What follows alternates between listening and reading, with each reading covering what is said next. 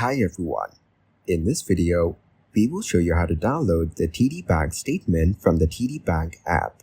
First, log in to the TD app and go to the home screen. Then select My Accounts.